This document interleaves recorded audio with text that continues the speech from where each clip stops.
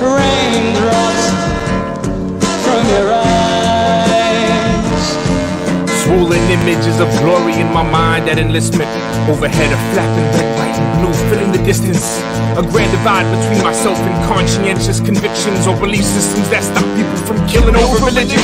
I was young and I was out of options in my mind. It was supposed to be fun, my obligations ill-defined. I didn't want to take charge with a gun back in my mind. Without college or riches, no dreams are realized. Well, I never have the ladder the Marines to get me the first. Ain't nothing better than dress blues and one spit in this verse. To see the world pin to the GI Bill, fat in the purse. My recruiter made it sound simple, a play hit well rehearsed. Forever cursed to the ones who get young innocent signatures under the guise of from God and country their honor diminishes. Greed built a standing army when against the founders' wishes. Now free democracy conducts war games and peacekeeping missions. Ironic hypocrisy. Falling tears, raindrops from your eyes. Falling rain, let it fall.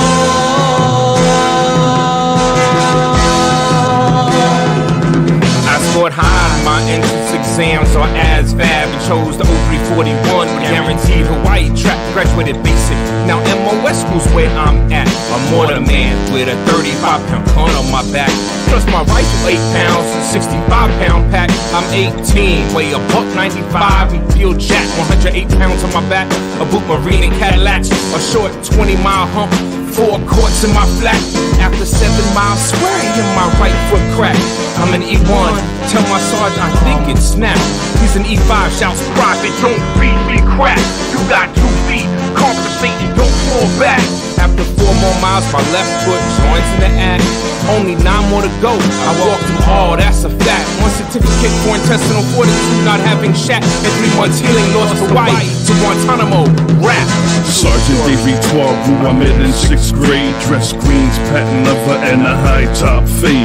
My mind was made up, I couldn't wait to grow up so I could sign up, man up, and stop the corrupt.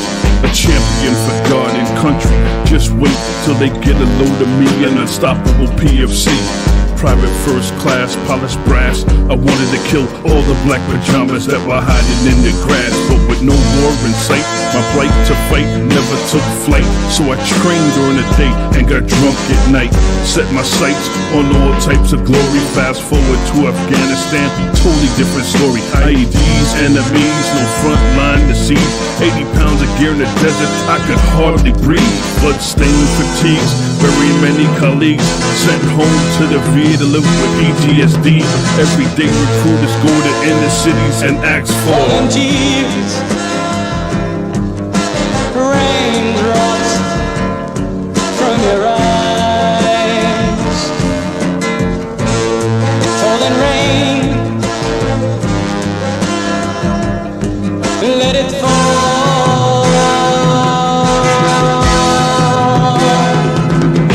I never let my children volunteer for the military to make the same mistakes as I did these days could be deadly. If they're drafted with Dodgers, my go back, stay ready. I support Manning and Snowden. You know where this country's heading. Global tyrant, hegemonic, bully police force, demonic practice, virgin sacrifice, bloodlust. All your wars valuing corporations over people. Vampire. This is sick worship of objects and pure evil. Material desires get more attention than spiritual benefits are based on profits. Complaints aren't given view. Arms manufacture supply both sides of conflicts. Do you have a problem with any of these statements or doubt their truth? I'm a father and a veteran, and I stand for peace. Julian Assange against our commanders-in-chief. But it's hard to be better when daily demands compete. I'm not ignoring the slaughter, I'm just trying to eat like you. Falling tears, raindrops from your eyes. Falling rain, let it fall.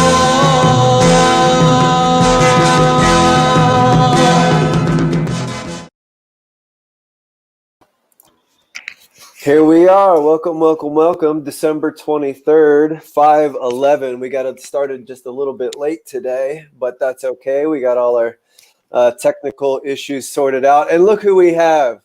The one and only Santa Claus. What a fantastic looking Santa Claus. Mr. Al Glatkowski. Thank you for being here today, Al.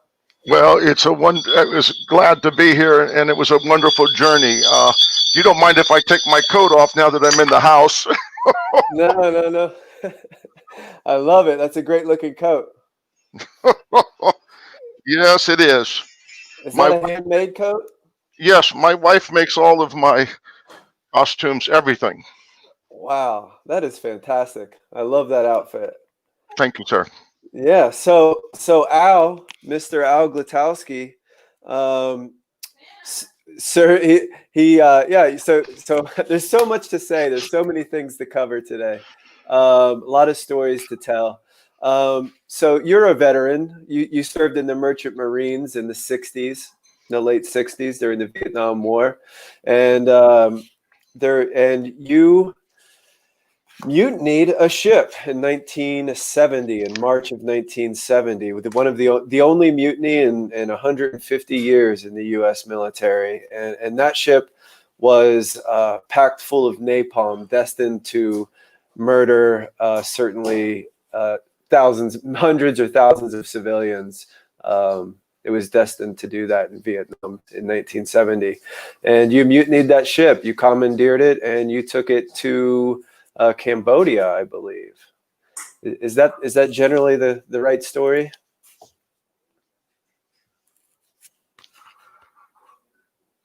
Uh-oh, we've lost audio.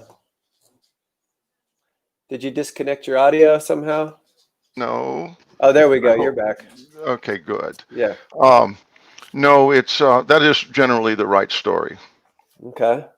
I'm more than happy to talk about it if you wish. Yeah, there's a lot to talk about there. But since it's the holidays, it's December 23rd. Tomorrow is Christmas Eve, and there'll be a lot of veterans, a lot of people all around the world excited for that and dealing with it. So first, let's talk a little bit about your work as a Santa Claus. Tell us about that. Why do you do that, and how does that work for you? Well, it started out as an accident.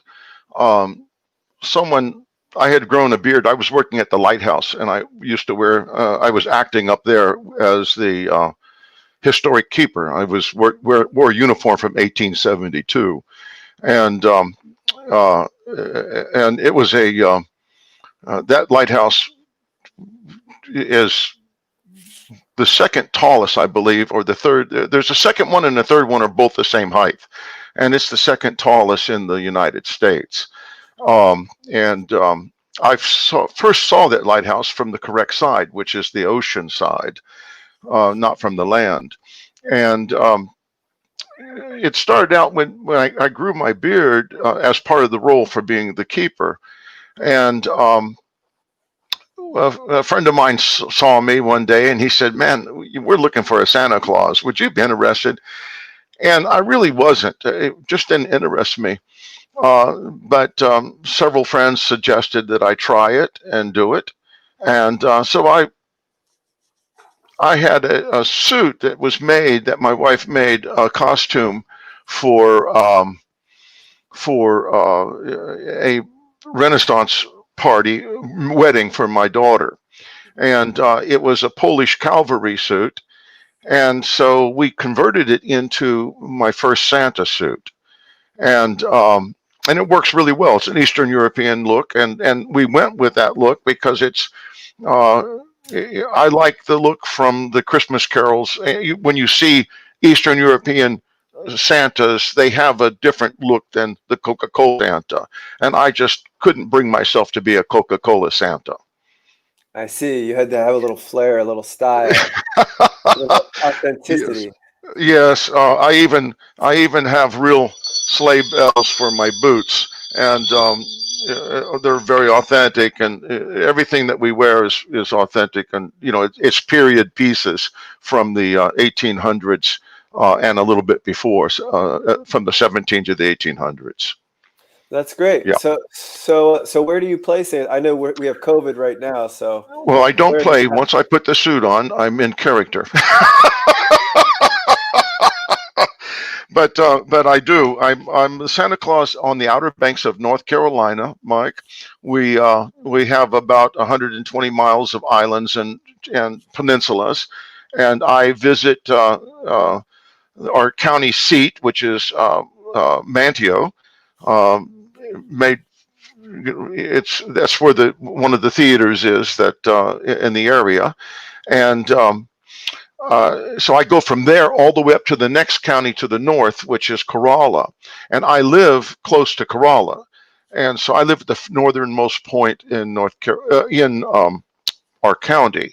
So I visit all of the different towns. I'm the Santa Claus for at least three. I'm sure you've heard of Kitty Hawk, North Carolina, first Mhm. flight. I'm the Santa Claus for the fire department and the police there. So, and then well, not the police there, but the fire department and the community, the old community of Kitty Hawk. I'm also the town Santa for Duck, North Carolina, and I'm the Santa Claus for Corolla, which is where the lighthouse is, and then I do Santa Claus for the libraries. I read to the children, and there's a couple of small businesses that have hired me to come, family-owned businesses, where I come and visit with children and see them and read to them. Mostly this year it was mostly reading, and but I see about 2,000 people every year. Wow. Now I understand you describe yourself as the peace Santa. Well, let's start off like this, Mike. If I had just seen you and you walked up and I'd say, "Oh, Mike, it's so good to see you. You've gotten so big." Oh man, I just have to ask one question for sure. Are you finally keeping your room clean? It's important for me to know. And then I will lead it off with, I listen to the child for a moment, but I don't let them tell me what they want for Christmas right then and there. And what I do is I ask them, or for whatever holiday they celebrate. It doesn't matter if it's solstice, Yuletide, Christmas. Uh, I I raised all of my children with the idea of solstice, and so and that's what essentially Santa Claus is. It's Father Christmas, it's the solstice, it's Father Winter if you're in Russia, and it depends on where you're at. But the actual the history of it is it goes back to the Yuletide and the shortening of the days and the solstice. So once that solstice happens, after that we have light. Every day gets longer. And so I ask you, Mike, I haven't seen you for a while. I'm glad that you're keeping your room clean. Now, if you want to tell me what you would like for Christmas, that's absolutely excellent. But I need to tell you there's three rules. The first one is it cannot be alive. The first one is it cannot have anything to do with war or fighting. Your gift cannot have anything that you want, cannot have anything to do with war or fighting. Secondly, it cannot be alive unless it's rescued. Hmm. And thirdly, it cannot be electronic.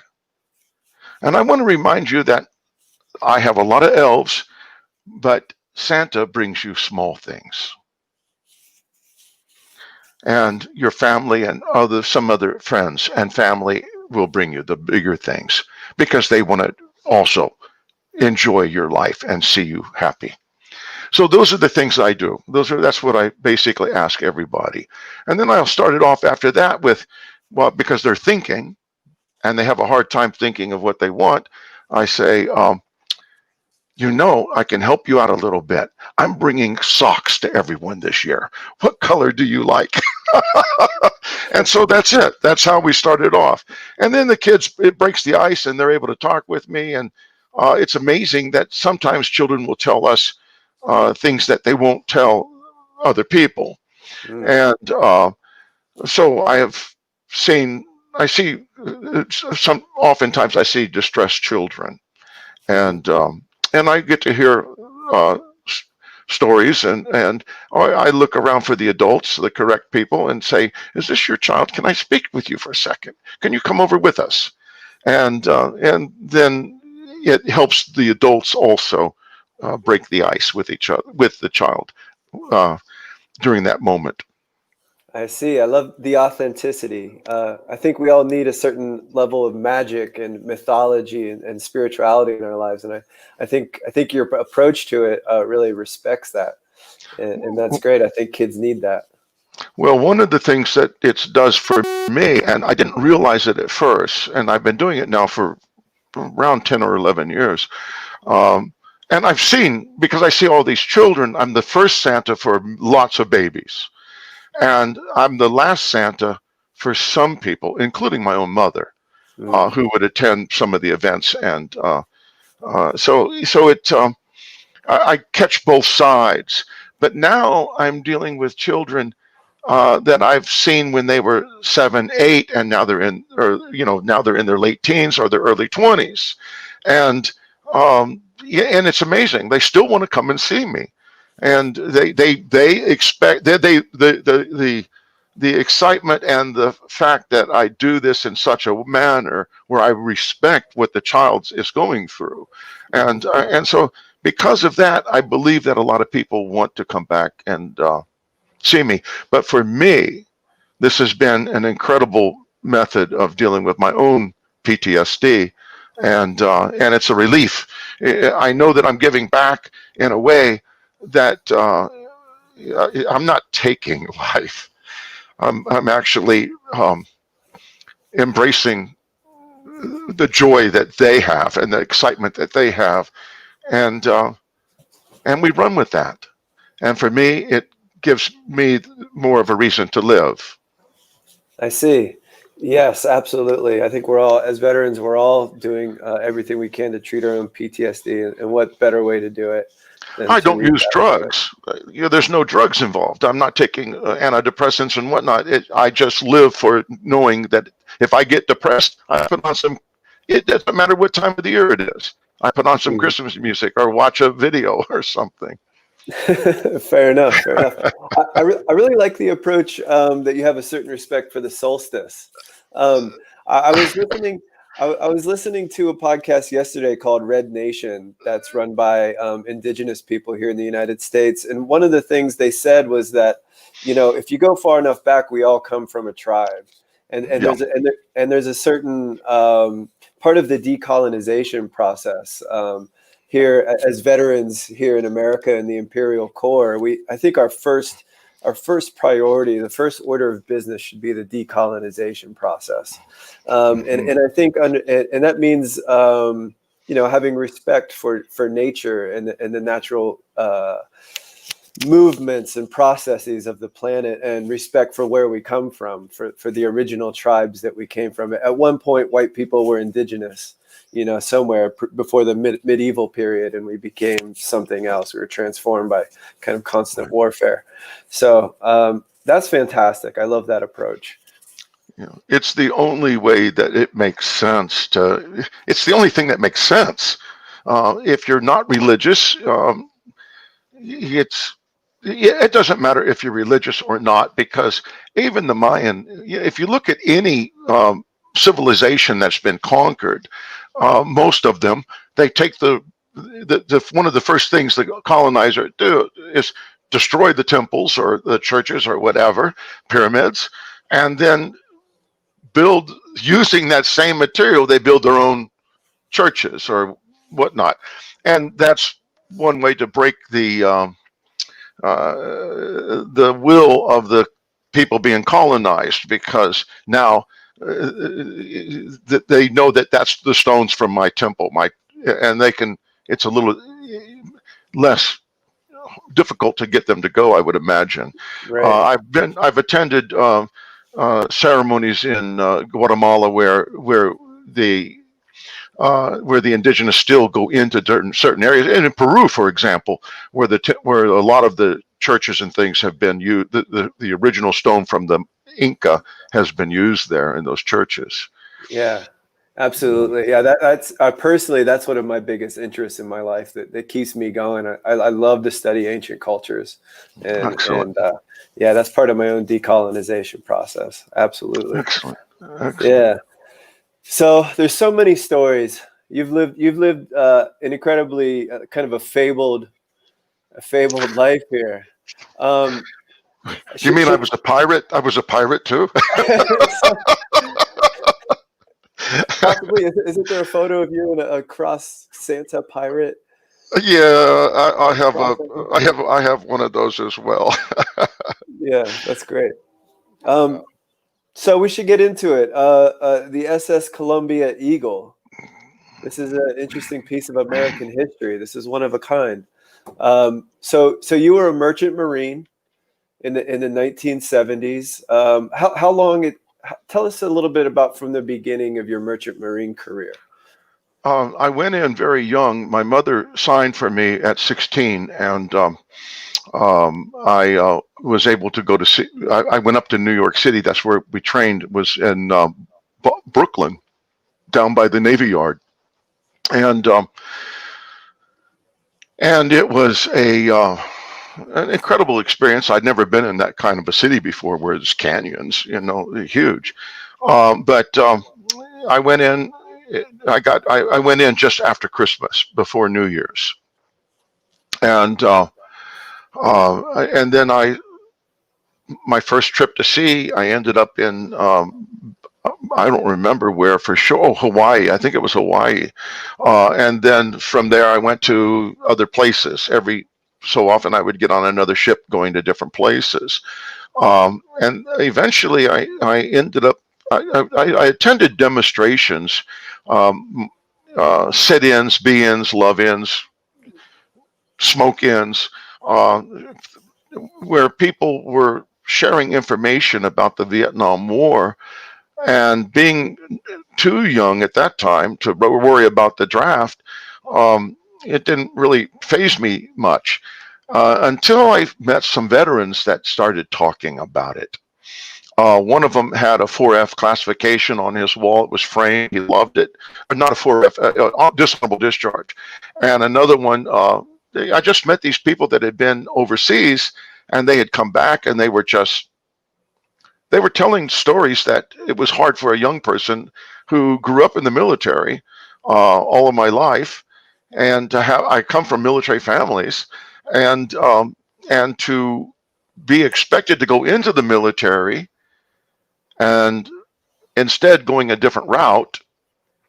I caught a lot of flack from my family, but I was reinforced when I would hear these stories, and I couldn't believe what I was hearing, that America is going over there and killing women and children.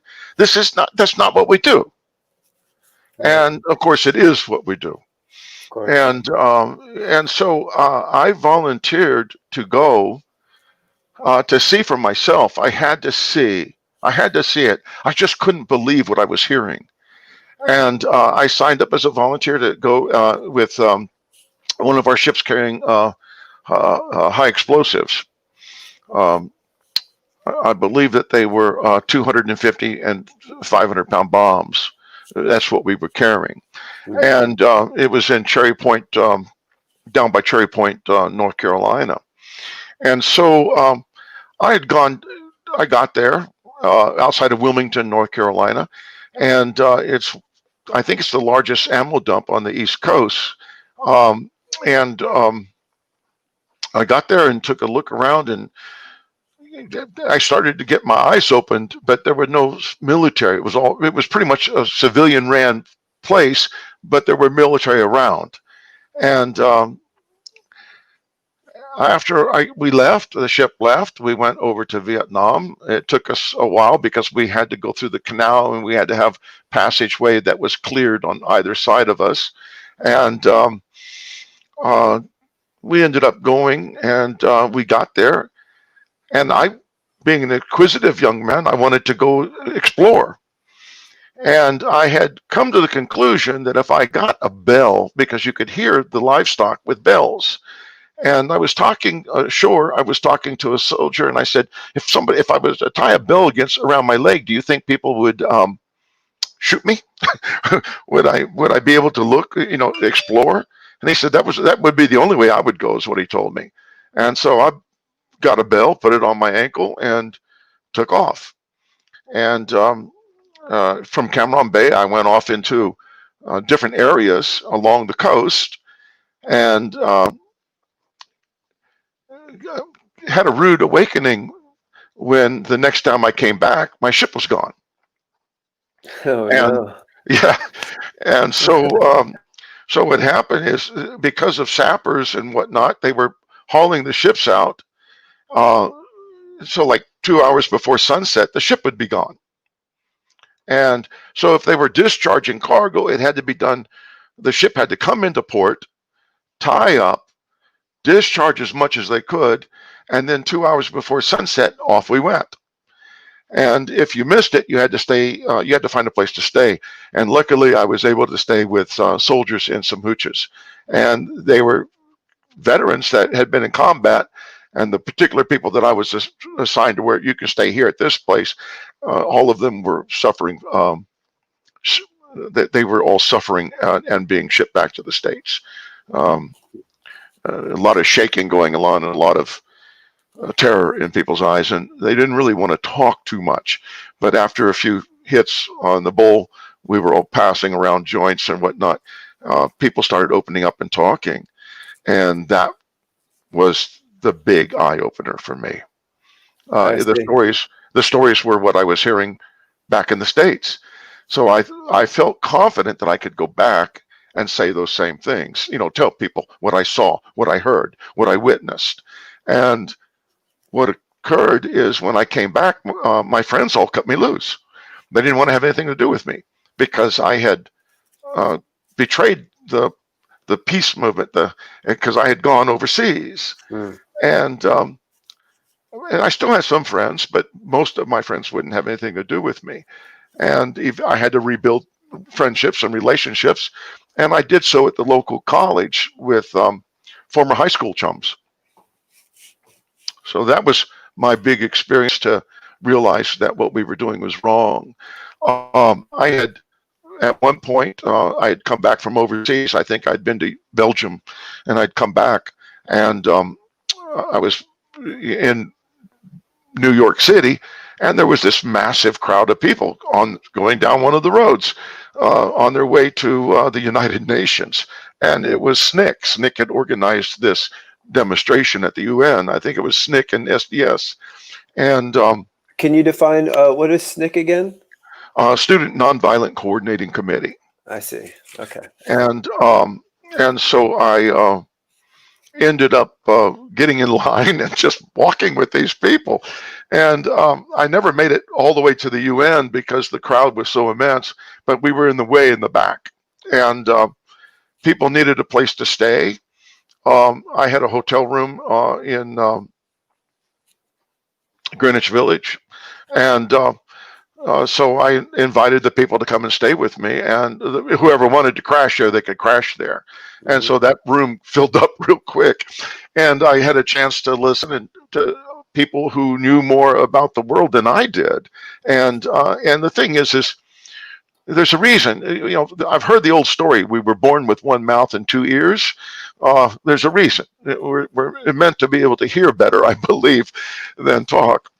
And so I paid attention and learned a whole lot more. And then I would go out on another trip someplace in the world, come back, go out to another one. I was in South Africa when under apartheid. I was in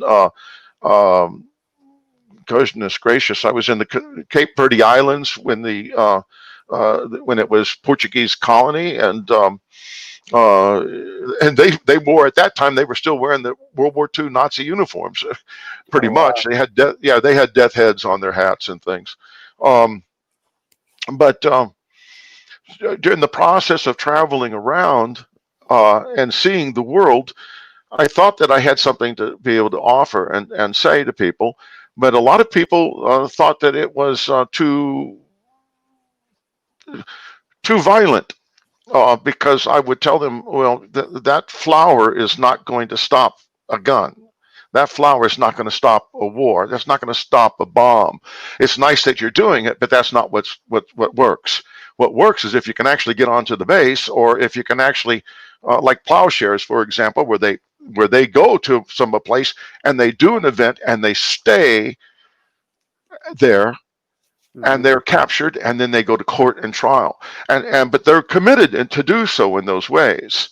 And so sometimes people thought I was being provocative, and which I lost more friends from. But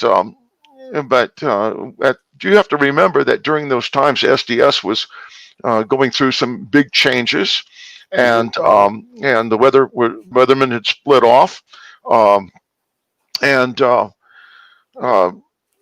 there was you had the Black Liberation Army, you had other stuff that was the Black Panthers, you had things that were happening, and it was formatting, and it was coming up around 66, 67, all those years, 68, 69, 70.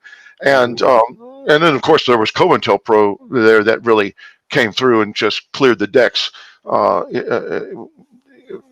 tremendously attacked the Black Panther Party in particular.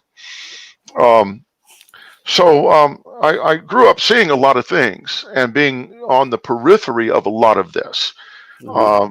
But before I was even eligible for the draft, and by the way, when you go into the Merchant Marine, you're automatically classified for the draft back then. And so I was 16 years old, and I was classified 1Y, which meant registrant was qualified for military service at time of a national emergency, and or declared war.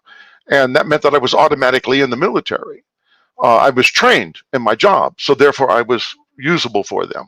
And so my friends, we decided to go up to one of the draft boards in Norfolk, Virginia, and we went in, and I laid down on one of the desks, and one of my friends went over and started rifling through the file cabinets, and nobody knew what to make of it in 1960. 60. Nobody knew what to make of it in a military town. And Norfolk, Virginia is a military town. The largest military base in the world is right there. And so we would do things that were out of the ordinary. When it became time to do a smoke in or a bee in, we would just show up. We would break out the pot, and we didn't care then, even though it meant that you were going to go to jail for a long time, or certainly for a while. And it was crazy. It was a different time frame than the U.S. had ever seen up until now. Now you have an incredible events that are going on with Black Lives Matter and the movements that we're seeing, the Occupy, and it's just, it's become a different world now, and I like what I'm seeing. The youth are really they're powerful, and they're all but invincible, and they're not as timid as a lot of people were back in the 60s, because it was a lot of intellectuals that were being involved, and now you're seeing a lot more working class people being involved, and that is awesome. Yeah, I think the rise of the internet is contributing to a lot of, maybe it's the internet, that's one aspect of it, but a lot of young people are kind of being woken up.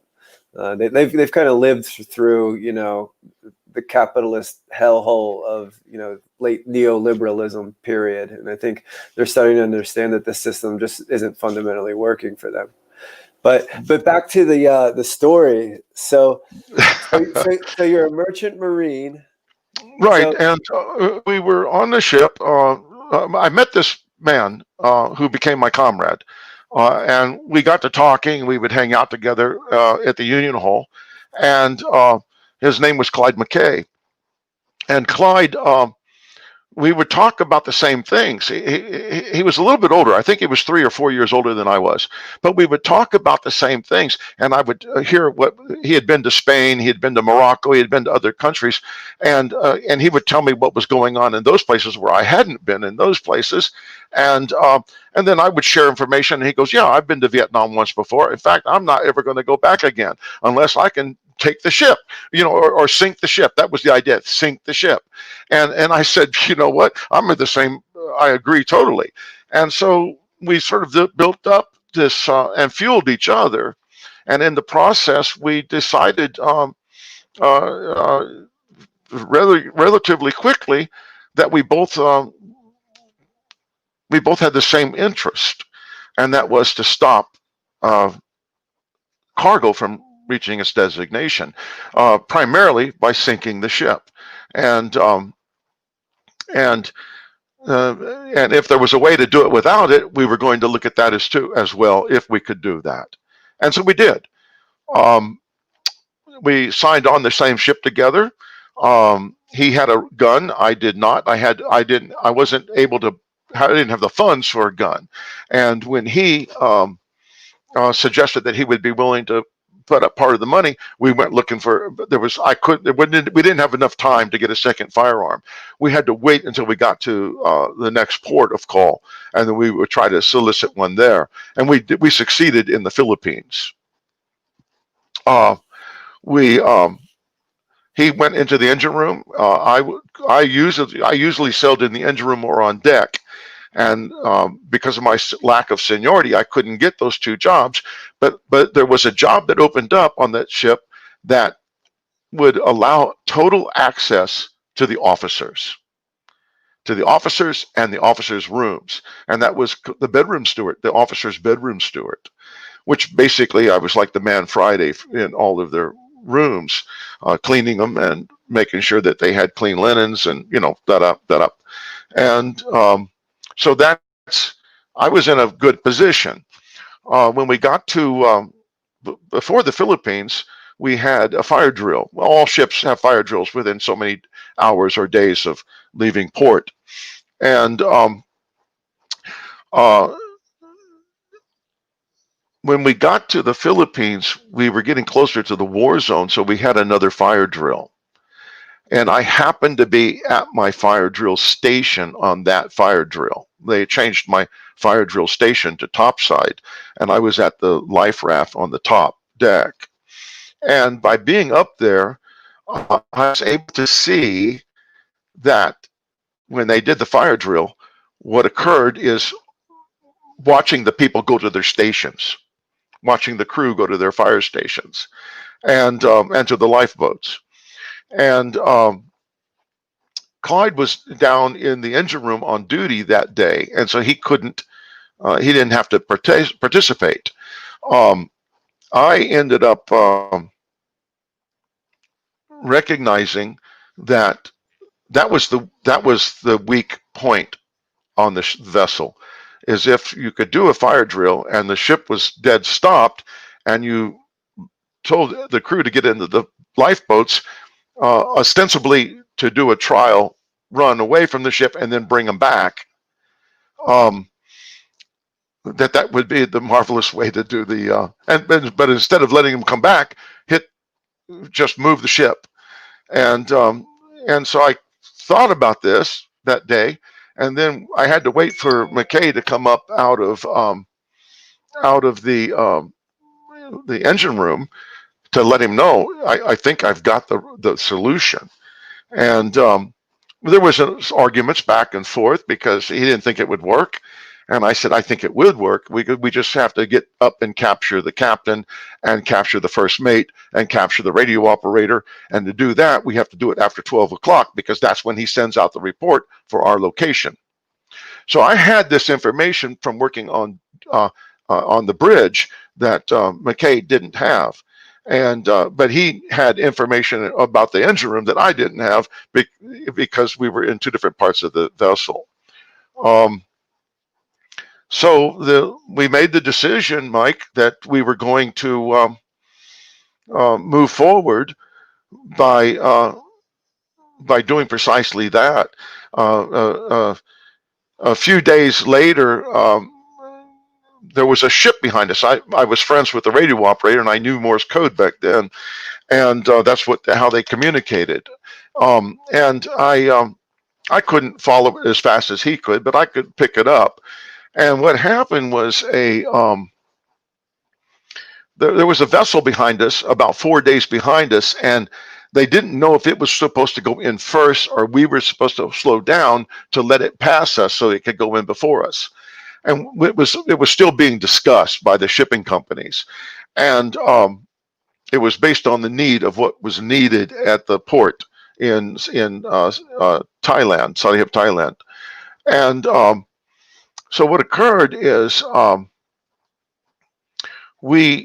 I told Clyde about this ship, and I said, if we put the lifeboats over, if we can delay this until we get around the southern part of Vietnam and moving into the Gulf of Siam, then it would be easier for us to take the ship, either sink it, or we could take it and run it aground over in Thailand on the isthmus. And I told him, I said, I thought we could, I really think that we can get across there if we were able to stay awake long enough and not be tackled by the skeleton crew that we would have to keep on board the ship. So we did it. We made that decision. And we pulled the weapons. They were hidden away. We took the weapons out, brought them to my room. My room was empty, we thought, but there was apparently somebody in a bunk in the room that we didn't know about. And we were cleaning the weapons and making sure that they were loaded and we had extra ammunition. We were just cleaning everything and checking everything out. And that was it. Once we pulled the guns out, that was it. But I saw a curtain move on a bunk. And I looked up and it moved again. And someone had taken their finger and pulled it aside to see what we were doing. And when they did that, I tapped Clyde and leaned over real close. And I said, we have no choice. We've been discovered. And at that point, I stayed with the guns. Clyde took off for his room, came back with a folder, like a leather-bound notebook, and he put the gun down inside there. And I got up and right across from our room was our head. I went in and took a piss and washed my face. And while I was washing my face, I ran through my mind what we were about to do. And I realized that there was no turning back. We were prepared to sacrifice our lives if we had to. And but the goal was to not kill anybody on the ship. Clyde was more inclined to wanting to be a little bit more on the violent side, but it took a little bit of discussion and a little bit of back and forth. You know how not everybody agrees to everything immediately, and you have to work together, particularly when you've only a couple people. And if I'm going too long, tell me, please, Mike. No, this is a riveting story. I'm trying not to interrupt you because there's so much, so many details here, and acts of heroism. Well, what we did was we got up and we got into the first passageway and we went to the ladder, the ship's ladder, an internal ladder that goes all the way up to each deck. And we were there and we started up the first one, and Clyde had taken 2 steps and I was behind. And he stops and turns around and looks at me, and then he says, listen, I'm going to take the heat for this if we get caught. I'm going to tell them I forced you to come along. You know, keep in mind, he's 3 or 4 years older than me. And I just looked at him and I said, that's unacceptable. We're in this together. And it's no single person is going to do this. He goes, well, don't pull out your gun. Don't let anyone know you have a gun yet. Only pull it out if you have to. That way I can still protect you somewhat. I said, I'm not looking for protection. And I said, and I know you're not. I said, but we have to do this and I am not backing out. I am part of this. And so we continued up to the next deck, and then we went up to the next deck. That the mid-level deck was lower grade officers. The next deck up was the chief engineer, the captain, a captain's cabin, which is an office, and then next to the office is the first mates. So you have the first engineer, the first mate, and then after the first mate was the radio operator's cabin.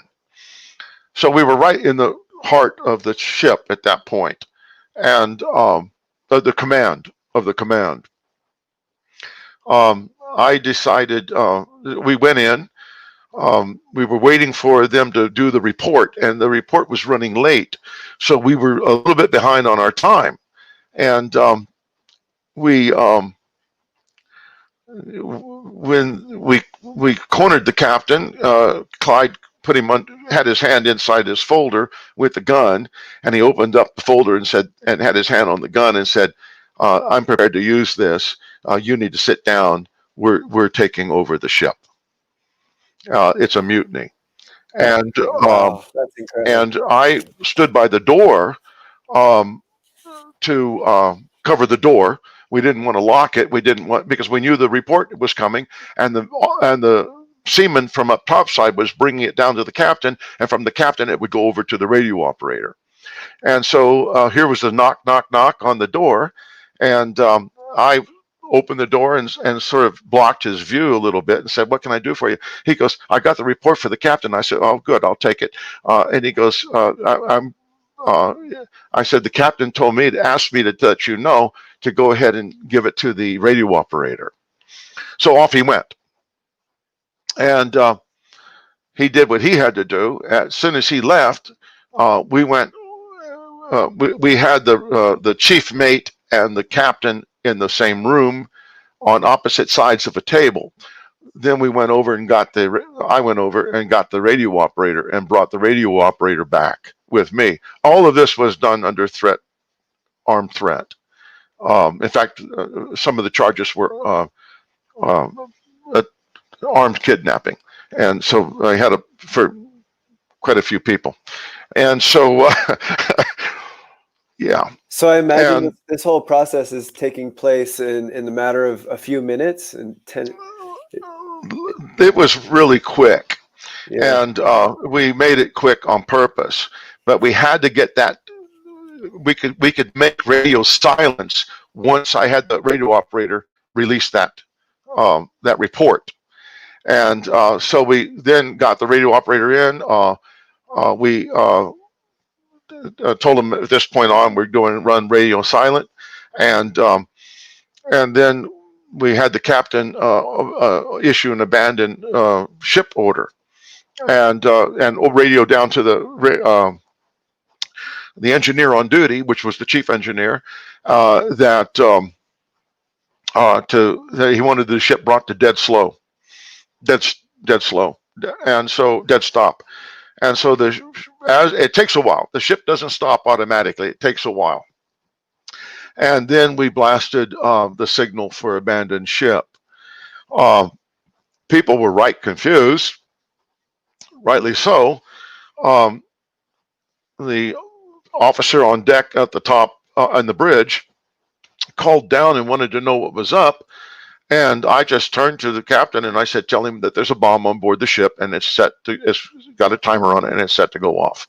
We're detonating." Yeah, but for clarity, was there in fact a bomb on the ship? 10,000 tons of them. Right. I see.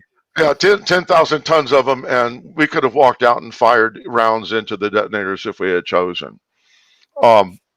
I see, because I wanted to clarify that, because when you read the Wikipedia account or the mainstream account of the mutiny, it says that you took control of the ship with a gun and a bomb.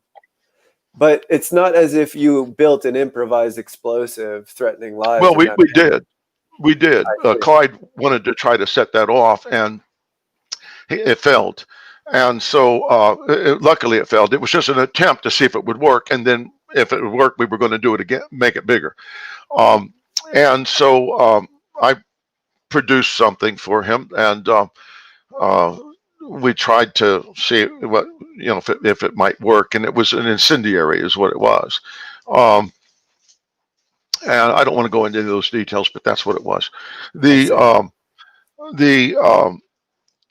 the detonators for the napalm were stored in a different part of the ship, and so we felt confident enough that we could walk over and just fire into them if we had to, and the odds are is we might get a big bang. There's no place to go on a ship when you're being shot at. That's an ammunition ship. You have no way of controlling it. You don't have arms. There's nothing that we can do. We're at the mercy of the government to protect us. Hence, going in and out of port all the time. But going back to the story, what occurred is we went up to the bridge. I had to, one of the officers that we had under control in the captain's cabin, it was the chief mate, the first mate. He decided that he was going to be a hero and walk over and try to take Clyde's gun and talk to him and get close. And he took a few steps in that direction. At which point, I pulled out my gun and leveled it right on him and said, "You need to set your ass back down, or I'm going to blow your head right through that fucking bulkhead." I mean, there was no mincing words at that point. It was you have to do this, or I'm going to have to shoot you. And then when they realized that we had two guns, we had the captain open up his locker, the ship's locker, the safe, and I procured the third gun. So we took the ship's gun too, and all the ammunition. So once we had that secured, we moved everybody up topside to the bridge, and we gave the order to abandon ship for the people to actually put the lifeboats over, climb into the lifeboats, and go. We had about, I want to say a crew of 35, 36, something like that, and we kept a skeleton crew on board. Word got around real quick what had happened, because on the life raft station, which is where my fire station was, there were two people up there that were hippies, and for want of a better word, I don't really think they were hippies, but they were young students, and they picked up immediately what was going on when they saw me with a gun. They knew immediately because I had talked to them a lot on the ship about what we're doing and how wrong it was. And I don't think I'm going to ever do this again. I made a big mistake to get on here to begin with, that type of thing. And we then, they came down, and they were scared to come down at first. And I told them, no one's going to shoot you. No one's going to hurt you. But I want you to come down and either get on the lifeboat, or you can come down and go to your room and stay in your room until you're called upon. And so they went down, and they didn't get on the lifeboats, and they stayed in their room. So it was nice for me and Clyde, because it meant that we had some people that we knew that they weren't going to jump on us and try to kill us. And so we went on, we captured the ship, we took control of the bridge. Because I was the only one that had experience on the helm, and also with the navigation, and also with the radar. You might say I was the impromptu captain. It was a joint effort, but I was the one that, once we got to the bridge, that was my job. And I got the navigator with me, and I pointed to certain spots, and Clyde and I had been talking about Cambodia being neutral, and that these bombs, by the way, were going to Saadihip, Thailand, to be used on the Ho Chi Minh Trail in Laos and Cambodia. And they were neutral countries. We have no business dropping anything on them. And Yeah, at that time, did the Americans even know that we were doing Yeah, that in Laos and yes, Cambodia? yes. Word was getting out, and Hmm. and sometimes the soldiers themselves would come back and talk about it. And word was getting out. People knew at that point that we were dropping bombs along the Ho Chi Minh Trail, and but nobody knew. Oh, well, the Ho Chi Minh Trail is right there between those two countries. No, it moved in and out wherever it was. And we took advantage of that. The U.S. did. And we did a lot of destruction.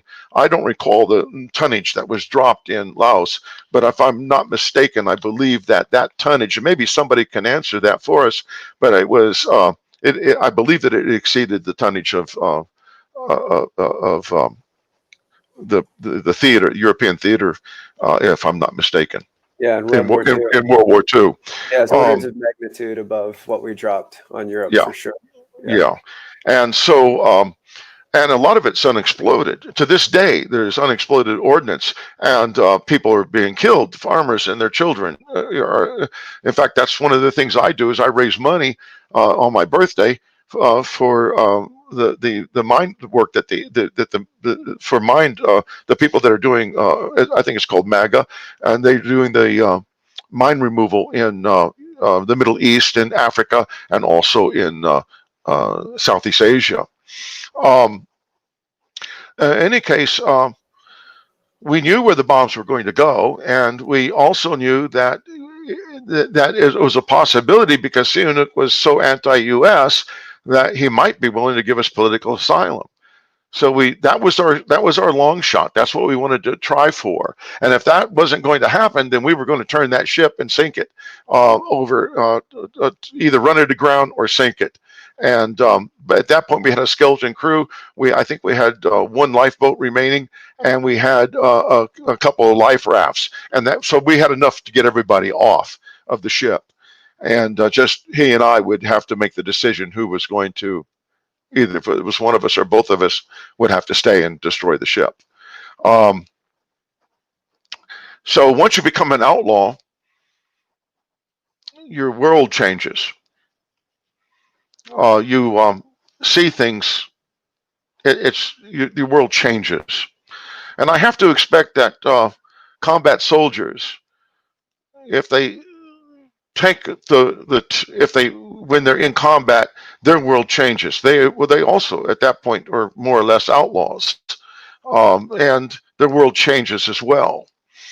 And and I've heard that from a lot of people, and I know that to be true. Whether it changes then or when they get back home, somewhere in there it changes. And so when we finally broke radio silence, which was a day and a half later or 2 days later, we asked for people. They wanted to know where we were going and what our demands were. And we had a big American flag with the "Ban the Bomb" painted on it and hanging from the side of the ship. Uh, we told them that we wanted to get political asylum. We wanted to ask for political asylum in Cambodia, and we wanted the ship interned for the duration of the Indo-Chinese War. And it was agreed to. Meanwhile, the U.S. government sent some vessels after us and some planes. The targets were numerous on the radar, and a lot of it was false targets as well. They have a way of doing that. I didn't realize that because I'd never experienced that before. But planes would fly over and they would look at us and see us. We walked out on the deck once and down a couple of planes within so close we could see the pilot. And we then broke radio silence and told them they needed to back off, and then they needed to stay within less than 25 miles, more than 25 miles away. And we could see it on the radar when they were flying low enough for us to pick it up. So in any case, they pretty much agreed to almost all of our demands. And so we brought the ship into Cambodia. I had the second mate do a general course thing, I would show him, this is where I want to go. Give me how long will it take us to get there at this knottage? So I wanted to know. And so this is where we're going to make our turn. And so I kept us in deep water as far as I could. And we only went into shallow water when we entered into Sihanouk Bay, Kampong Som, which is Sihanoukville at that time. And so we got there, and we put the anchor down, and we stayed the night. That was our first night of sleeping. And then the next day, a boat shows up, and it's a Coast Guard boat for the government of Cambodia, and it happens to be that on that boat is the head of all of their naval forces. And so he wanted to know what we wanted. We told him again what we wanted, and we thanked them, and we surrendered our guns. He said, we can't take the guns now. You keep the guns. So we kept the guns, and he said, we'll come back tomorrow, but you need to come in further in, so you're going to have to loose some of your ballast. So they worked all night long releasing ballast from the engine, down in the hold, so that the ship would rise up enough so that we could go in. And they did this. We did it twice. We did it then, and then once we got in, it had to be done again for the authorities to take it further. Interesting thing that occurred is 2 days later, after we got there, there was a coup d'etat. It was led by General Long Nol, and I believe it was a CIA influenced coup. I believe it's pretty clear that it is, or had been now. But back then, but it was claimed to be a bloodless coup. It was not bloodless. We witnessed it. It was not bloodless. People were captured, shot, tortured, beaten, and then dumped into to the Mekong River. It was not bloodless at all. We surrendered our weapons the following day to the head of the Cambodian Navy, who then he took the captain and us back to the shore, and he flew us back on a not a private plane, but a military plane. He was also the pilot. And so he flew us back.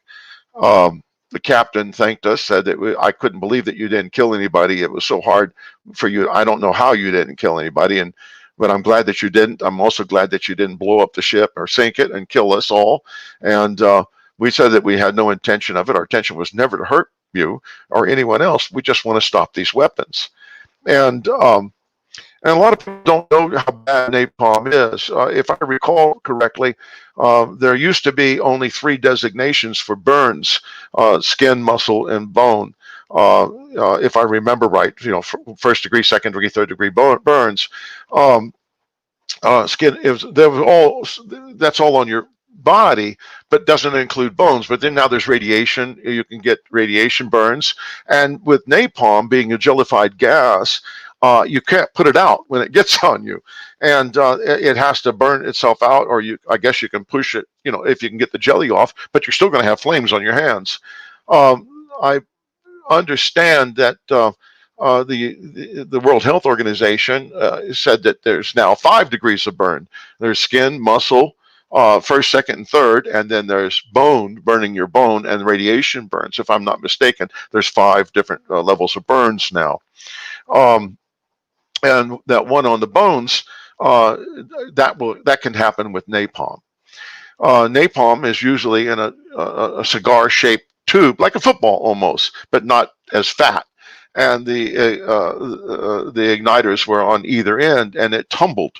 And that's how it would explode. It would hit the ground, and all it had to do was have one of those ends hit and set off the detonator, and it would blow up.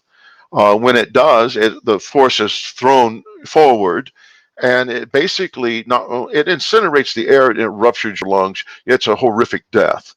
You're going to You can't put it out. You can't breathe. You drown on your own body fluids because you can't breathe, and it takes and superheats the air. Uh, I have heard stories that it was used in binary weaponry for purposes of like gas and things, but I've not been able to find out if that's the truth. But nonetheless, it was horrific material, and we had 10,000 tons of it, and we pulled it out of the war. Um, I've had people accuse me of being treasonous. I've had people demand the death penalty. What we did was mutiny on the high seas, and that's what we were charged with. We were charged with that, armed kidnapping, uh, uh, assault with a deadly weapon, dereliction of duty. I ended up my comrade escaped later, and I returned to the United States. In between those two things, or even before my comrade escaped, I started to have a nervous breakdown, and I used. I couldn't. I was starting to hallucinate. I was being held in a prison vessel, and down below decks was a big cage. You couldn't stand up in it. You were It would. You could only bend over, and it was like a big cage for you know dogs, and and there I was basically kept for a while until they because I was beginning to hallucinate, and there I hallucinated even more. That is a form of torture when you're in something that you can't move around in. It's a it's not a good place to be, and my brain was not. I didn't have enough of the experience of what was going to happen and how it happened, and I succumbed to that. I was able to talk to a reporter at one point and ask them if they could obtain some Thorazine at a local pharmacy, and one of them came back with a bag full of stuff and um, Thorazine tablets, and I started doing self-treatment, and that's how I came out of it. McKay escaped. Uh, the authorities wanted to know what I had done. How come I let him use I gave him two cameras. I gave him a radio, binoculars, a knapsack that he could carry it in. And so I helped him out, and I knew what we had a plan to help him escape. And it was to go, we were under house arrest at that time. And they had moved us from the prison vessel over to the government palace because people wanted to know, is Cambodia really neutral? And they said yes. They go, well, how come we can't talk to the prisoners? They're not prisoners. Well, they're over on a prison ship, and you can't get in to see them. What do? So they brought us over to the government palace, put us in a room, and we were then available to the press. And so we were basically being shown off that we were not being in prison. Because they wanted to show us off, they would allow us to go out to eat occasionally. And so we went to a restaurant, Mike, and I caused a diversion, and another person caused a diversion, and that allowed McKay to slip around to a bathroom by himself and go through a window and escape. And that's how he got away. Wow, that is incredible. I surrendered to a newspaper reporter. He came. We organized a thing where he was going to drive up to the gate at the palace, and I was going to tell the officer, the guards. I had my own guards, and so did McKay. That I told him, I said, look, let me just say hi to him, and then I'll be right back. And and they tried to stop me, but I just walked right out. He opened up the door to the taxi. I jumped in, and off we went. And they took me to the U.S. Embassy. You may see a picture of me with no hair and at the U.S. Embassy, and that was when I surrendered. There was a Marine there, a Marine sergeant, I believe, or I think he was a sergeant. It might have been a corporal. And he stood at attention the whole time while I was surrendering. And then I was brought back to the United States and put on trial. I spent the first few months when I came back to the United States at LA jail. I was in maximum security high power, maximum security death row. We had a section there that was maximum security. People that had already been sentenced to death, and if they were there on appeal, would come back, and that was where they were held. And I was in that same place with them. I see. And so, and then how did your trial take place? The trial, I had some lawyers that were provided. Interestingly enough, one was a communist, the other one was Socialist Worker Party, and they represented me and let me know basically what was happening all the time. Well, the first day I went into the courtroom, I had chains on my ankles, shackles on my ankles, chain that went from there to my waist. I had a belly chain, and then I had 2 pairs of handcuffs, one on each arm, and my arms were crossed like so, and I was secured to another prisoner and another prisoner that were scared to death because they thought I was going to be killed. And they thought somebody was going to come up and just shoot us or shoot me, and that they would die. And they just kept saying, "We don't want to die. Please don't do anything that's going to get us shot." And people, I was considered a bad boy.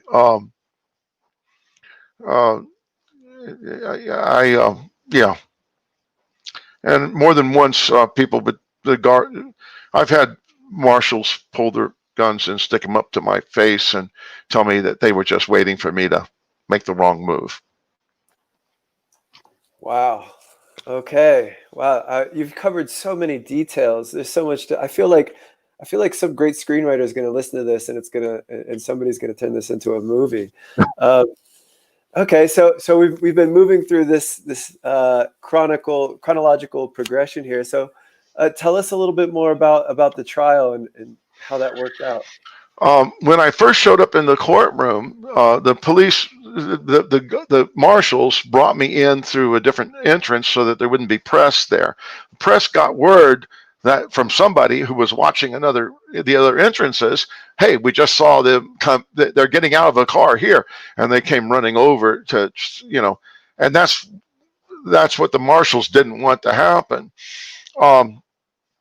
In any case, when I went into the courtroom, off to one side, on my right, to be precise, were about 3 fellas that were veterans and Vietnam veterans against war and against the war. And so they were there, and I saw them, and they went like this, gave me the clenched fist up salute, and I couldn't salute because after they just took these other prisoners off of me, I was still chained to my waist, and the best I could do was just sort of hold up a hand like so, because I didn't have any movement. And then I think they were there once or twice, and everything was all preliminary stuff. I should say that we had a very good liberal judge. There are some good things about liberals. Sometimes they see things a little different than a right-wing judge, and so the judge, my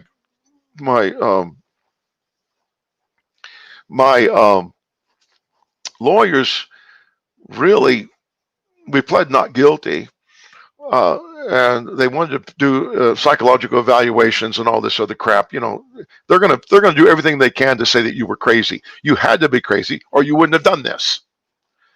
And the reality is you don't have to be crazy. You just have to be willing to sacrifice your life if that's what's necessary, or you have to be willing to stand and be caught,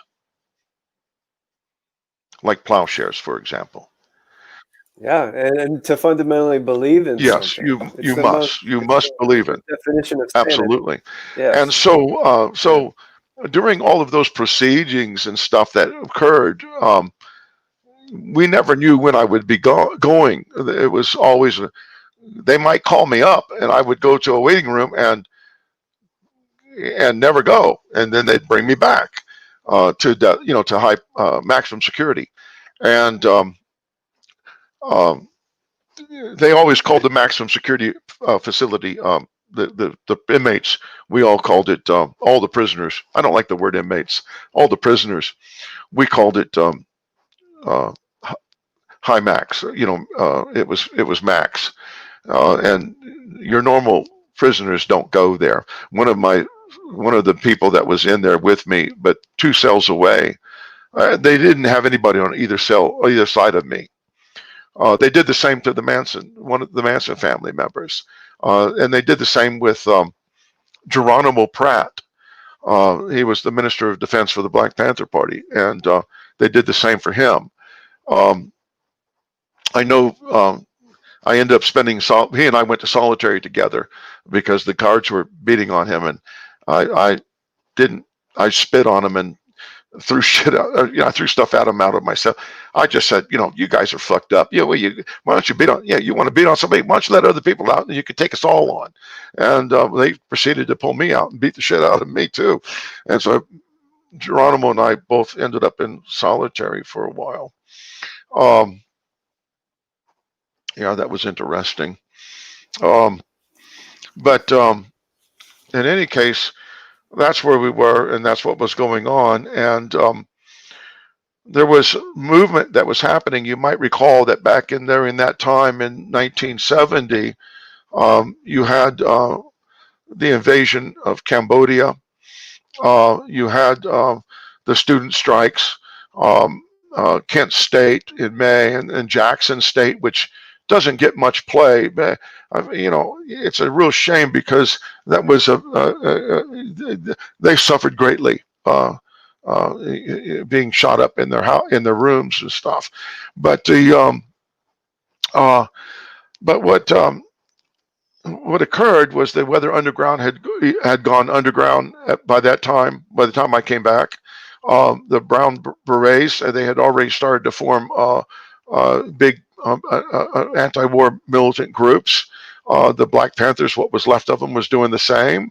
So there was all of these different issues and struggles going on, and there had been some bombings, and one of them, I believe, had happened at the during there had been some incident in Los Angeles, if I remember correctly, but that was been a long time ago. It was 60 years ago, or 50 at least.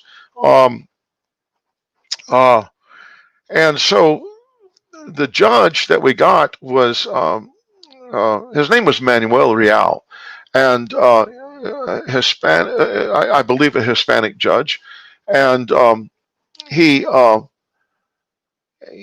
was. We worked out a plea bargain. And during the plea bargain, my lawyers told me, they said, he's your preliminary judge. If this goes any further, the odds are is you're going to be facing many, many life sentences. And armed kidnapping is a life sentence, and I had 12 of them, 13, I don't know. And so if they ran them consecutively, then you have to finish one life sentence before you can begin the next life sentence. And so they told me that this judge was well known to be fairly lenient, and that the best choice would be to make a plea bargain. We were hoping for a showcase trial. They were, and I was along for the ride. Let's make it whatever it has to be. And then they came back to me later and said, this is our best shot. We would really think that this is what you should do for your own sake. And so we made that decision. It was a mutual decision. 3 or 4 of us were talking about it, and when you lay out the time frame and the amount of time you're looking at, that becomes a realistic situation that you have to look at. And for us, I made the decision to plead guilty. And so the deal was made that I would plead guilty to 3 charges. One was the most severe was mutiny on the high seas, and then another one was assault with a dangerous weapon, and then another one was dereliction of duty, I believe. I think it was 3 different things. And I got sentenced to under the FYCA, Federal Youth Corrections Act, and I qualified for it, and that's what the judge sentenced me under. So one of the sentences was 6 months to 5 years with a mandatory release after 3. The other one was 6 months to 6 years with a mandatory release after 4. And then the other one was 6 months to 10 years with a mandatory release at 8. And the judge sentenced me to these things, and he sentenced me to concurrent jail time. So they all, you finish the small one, and then you finish the next one, and then you finish the next one, but it all ran together. So in 8 years, I wasn't expecting parole. So in 8 years, I figured I would max out my sentence, and I did. And so after only 8 years in prison, thank God, only 8 years. What an incredible accomplishment when you're originally facing multiple life sentences. I mean, that, any amount of time, of course, would be wrong for the heroic act, but thank God only 8. And so after 8 years, where do we go from here? What are the consequences for Well, you? I spent about a year in solitary for attempted escape, so I got sentenced to that, and that ran concurrent also. I had planned on trying my best to escape and get back out into what was happening on the street. I did my time. I came out. I was exiled from California. I was told that that if I was to stay there, that they guaranteed that I would either end up dead or in prison again, and it isn't going to be long. It's going to be in weeks. And they actually came into the prison and told me this in a room. Just closed the door, locked it. I said, "We want to tell you right now, this is what's going to happen. We don't want you here in California." But federal law required that I be paroled to my last place of residency, also where I was tried. So I had to go be paroled back to the Central District of California. And luckily, someone helped me out with a job offer and a place to live in D.C., because I had been to D.C. quite often for demonstrations and things. So I snapped at that. And then the government you have to sign papers for your release, and the conditions, you're signing the conditions of your parole that you agree, all of this stuff. And part of it was that once I was released out of the prison, I had so many days to get to my designation, and they were going to give me $15. And I looked at them and laughed and threw the papers back across the desk and said, "I'm not signing." And they go, "You have to sign." I said, "No, I don't have to do anything. You have to release me, and you'll put me outside, and you'll give me my $15. And with that $15, I can go down to the nearest pawn shop and buy a knife, and then I can go rob somebody. And then what are you going to do? You're going to send me back? That's wonderful. That's really good." Well, so I got them to eventually up the ante. "How much do you want?" And I wanted $200. I said, "I need $200 if I'm going to be going all the way back to the East Coast. And they agreed. We negotiated it. They came down to like 75 or something, and they ended up giving me $120 or $130, and I had enough pocket money that when I got to DC, I was able to buy some civilian clothes. Wow. Okay, so man, there's so many questions. There's so many more details I'd love to hear, and about the fallout in your life. There's so much to cover. But I think first, we've been going for almost an hour and a half now. So thank you for talking for all that time. I know it's not easy to keep going. That was fantastic story. We got a lot of positive feedback in the comments. People are loving it. But there's a few questions here. I think I would go ahead and cover real quick. Let's see. So, first of all, are you going to write a book? Well, there's been things written about me, and I will be honest with you, I've not read them. I lived it. Why do I need to read something that someone fucking wrote? Excuse me for cussing. Santa's not supposed to do that. uh, but you know, it's yeah,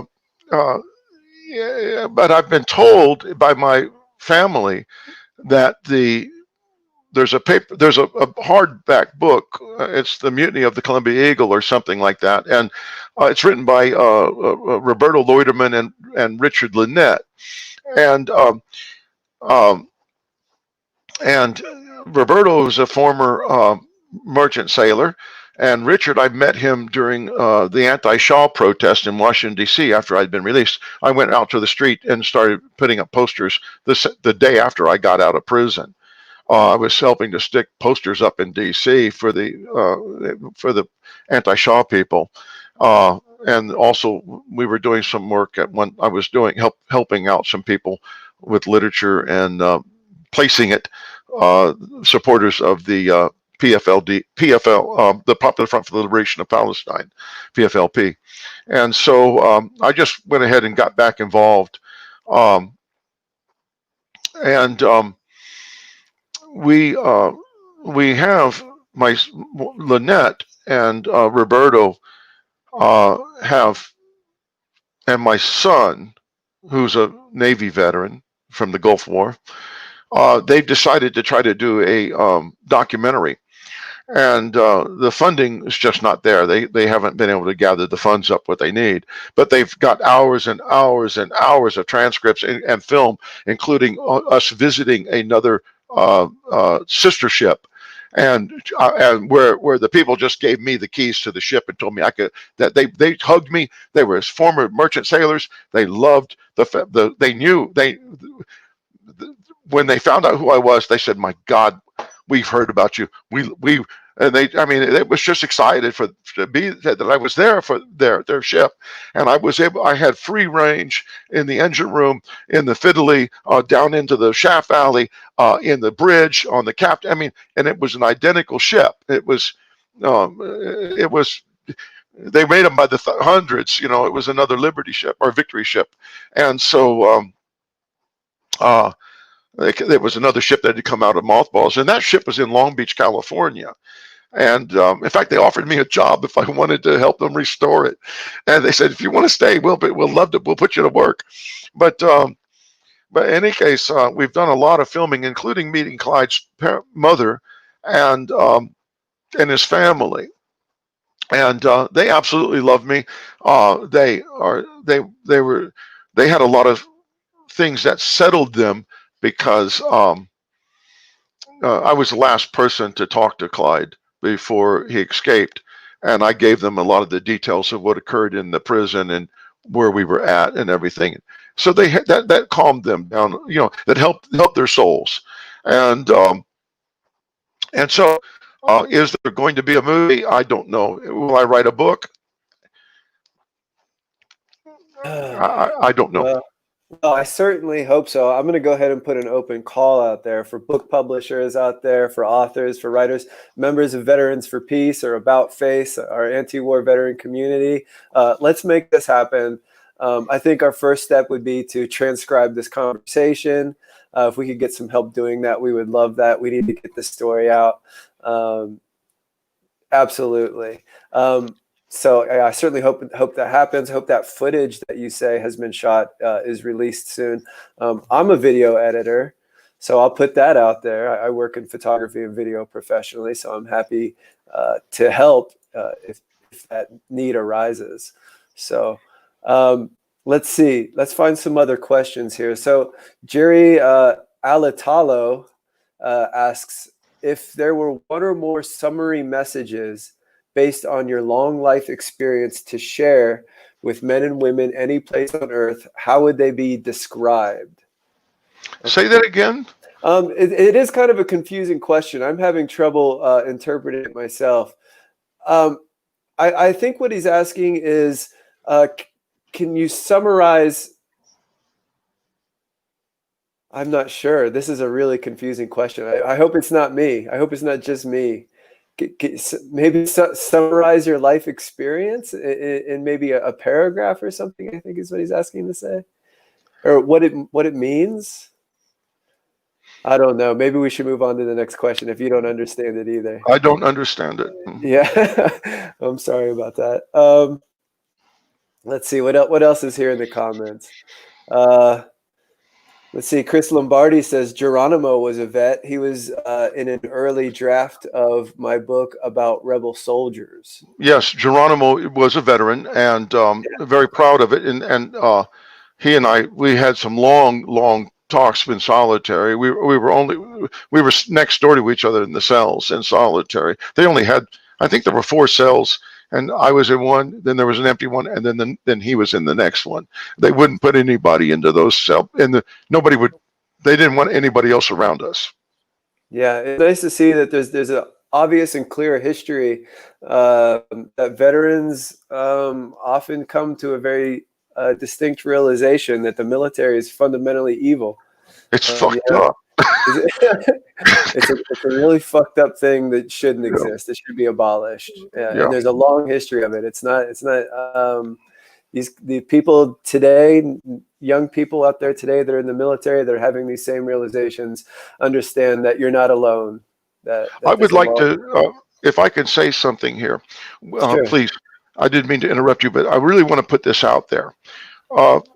Vietnam Veterans Against the War at that time, it was called Winter Soldier. They were having their divisional issues, and Willie Hager was the man who was the head guy in Southern California, in Los Angeles, Orange County area. He and Jan Ruman. In fact, I just got a message from Jan Ruman a few minutes ago. And Willie and them, they worked. The Santa Barbara chapter was primarily 2 veterans, and that was Terry Post and Dave Johnson. And I believe George Johnson is also on the board of the VFP, and so is Willie Hager. In any case, they had meetings down in the Long Beach area, and they came up and volunteers to come up and meet with prisoners up in Lompoc, which me in particular, and to see if we could get a chapter going up there, VAW OS. At that time, it was VVAW, Winter Soldier Organization. And so Terry and Dave Johnson were at University of California in Santa Barbara, and so they volunteered to come up. And in fact, they may have been, I think that's what they were going to school. And so they would drive, I guess, 4 hours up and back, or 3 hours, whatever it was, each way. And for Lompoc Penitentiary was originally part of it was called Fort Maxwell. It was a military penitentiary. And when they closed down Alcatraz and started moving people up to McNeil Island, that became a federal prison, Lompoc. It changed its name to Lompoc. I don't know exact time period there when it occurred, but prior to it being a federal prison, it was a military prison. Anyway, they came up and visited me, Terry and Dave Post. We're still comrades to this day. We've had a lengthy togetherness. The same with Jan Ruman. The same with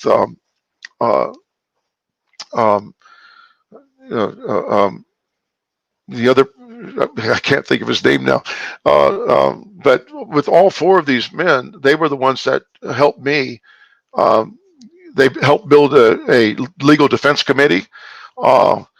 When the Weathermen were underground, I had heard that they were also demanding my release.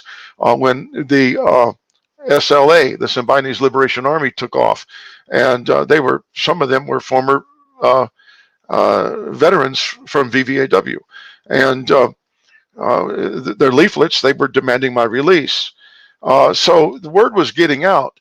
The interesting thing, and Jerry Condon, the former president of VFP, visited me in prison in the 70s. in the mid 70s, around 73, 74, something like that.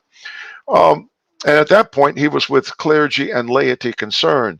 And if you go to Full Disclosure, you'll see a story there, Jerry's story as well. We are a unique band of people. Merchant Marines are not considered veterans except by VVAW and also VFP.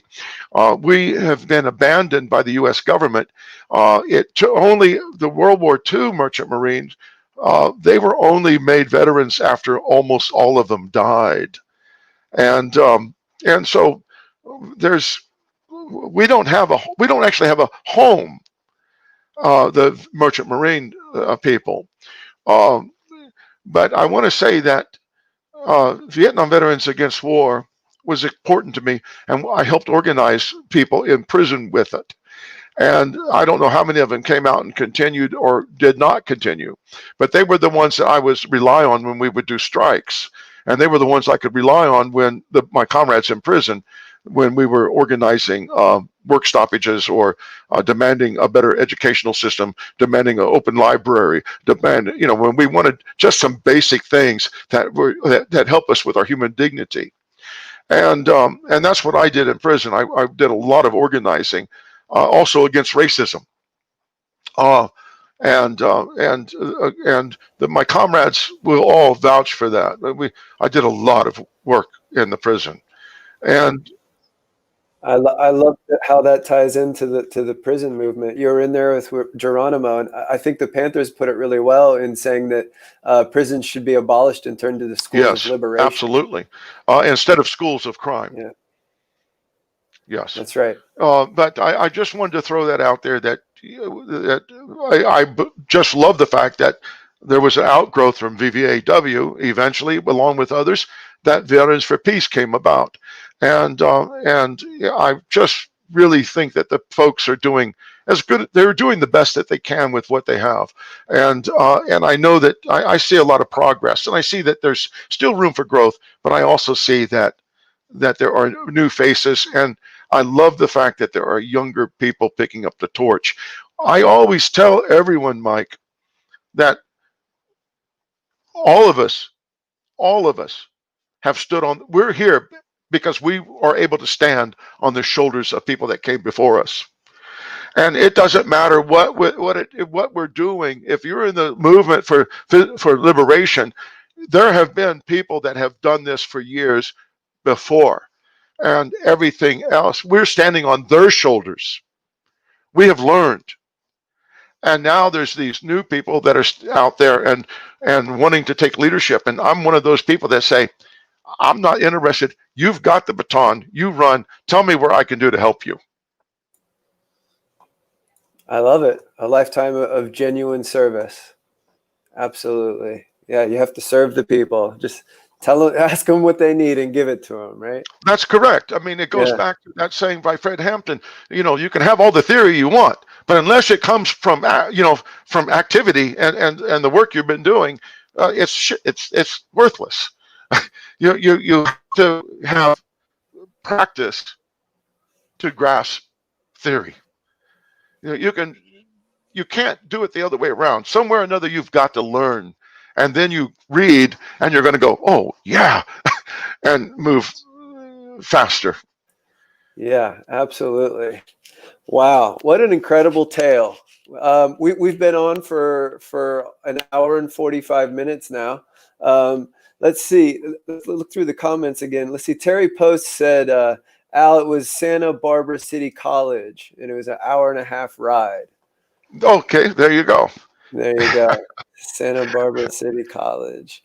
And then National VVAW does not recognize VVAA. It was bullshit, man. Does that make sense to you? VVAW does not recognize VVAA? No, I don't know who wrote that, but oh, okay. George Biswell. Okay. But the Vietnam Veterans Against the War, they did recognize. I was taken in as a merchant sailor. I see. Okay. All right. So, and then one more question here. philosophically speaking, what's your bedrock that has guided these actions that you've taken throughout your life? Do you have a philosophical underpinning? I do. I'm an anti-capitalist and an anti-imperialist. And I believe from the bottom of my heart that we can build a new world, and it will happen. It will happen.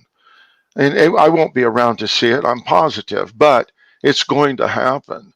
And I think what we're seeing in the United States now is the death pains of the system. But it doesn't mean that there cannot be another program. It doesn't mean that they can't come in and have another Red Scare or that they're doing their best to make it that way now.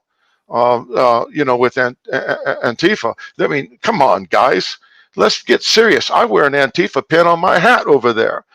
Because I support, I don't support 100% of their actions, but I do support the idea of anti-fascism. And I also support anti-capitalism and anti-imperialism.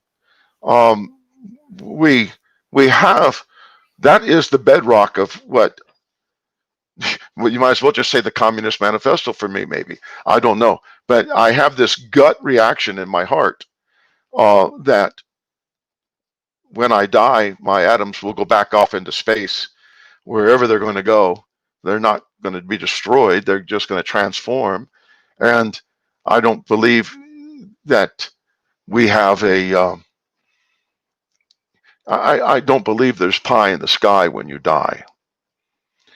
But I do believe that the people that have that pie have names and addresses. I see. We're here. We're in the here and now. We're in the real world. So yeah, let's take action to make the best of it.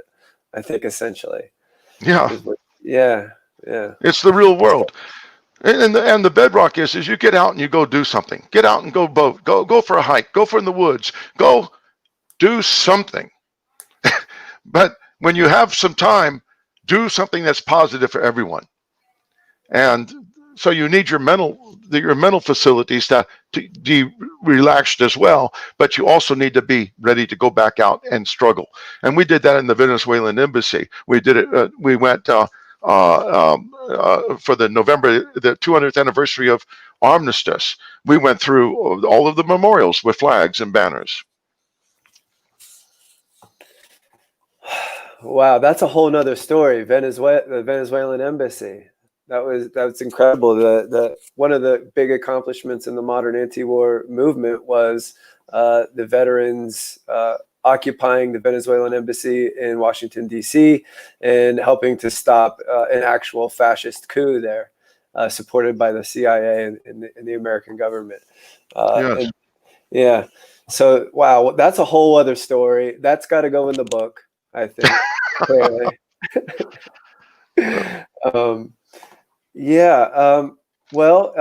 I think just to close, is there anything else? I think we've covered a lot. Is there anything else fundamentally that you would want people to know about your struggle or your action, your mutiny on the high seas, as it were? It was done for the right reasons. I've been asked, would you do it again? Would you do it again? Well, the answer is very simple. If the time and circumstances and everything was identical, it would happen again. But that's not the issue for me today. The issue for me today is how can I support? I don't have a lot of money. I didn't do it for money.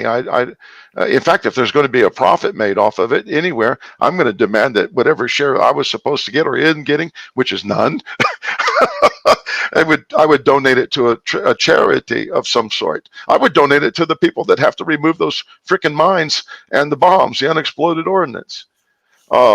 There's places, Doctors Without Borders. There's places where it can go to, and we know that it would be it's worthwhile to do so. So,